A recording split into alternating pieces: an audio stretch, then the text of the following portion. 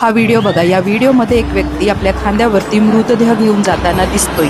26 जानेवारी देश प्रजासत्ताक दिन साजरा करत होता, पण ओडिसामधल्या मलिपोसी या गावामध्ये एक हृदयद्रावक कहाणी लिहिली जात होती.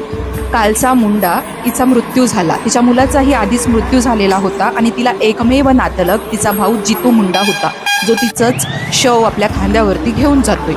सो त्या बहिणीचं अंत्यसंस्कार वगैरे त्या भावाने केलं, पण ते एका जंगलात राहत होते. त्यांच्याकडे पैसा वगैरे नव्हता आणि त्यांच्याकडे एक म्हैस होती, जी त्या बहिणीच्या मृत्यूच्या आधीच त्यांनी विकलेली होती.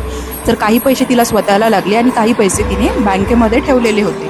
तर जितू मुंडा तिच्या मृत्यूनंतर जेव्हा त्याला पैशाची चटचट लागू लागली, तो बँकेमध्ये गेला आणि त्याला 20,000 रुपये काढायचे होते, पण तिथल्या बाबूंनी नियमांवरती बोट ठेवलं.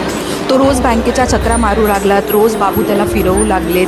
बहिणीला घेऊन ये तुझ्या, नाहीतर मृत्यूचा दाखला आण, असे फरमान सुटू लागले. ज्याच्याकडे जगण्याचं साधन नाही, तो मृत्यूचा दाखला कुठून आणणार? अखेर तो संतापला आणि त्याने दफन केलेल्या बहिणीचा मृतदेह चक्क खांद्यावरती बँकेमध्ये आणला. भर उन्हात अनवाणी पायांनी चालणाऱ्या जितूच्या खांद्यावरती फक्त बहीण नव्हती, तर आपल्या व्यवस्थेची मेलेली संवेदनशीलता होती. 1.5 GB जनरेशनने व्हायरल केलेल्या व्हिडिओनंतर त्याला पैसे मिळालेत, यंत्रणे जागी झालीत, पण माणुसकी हरली.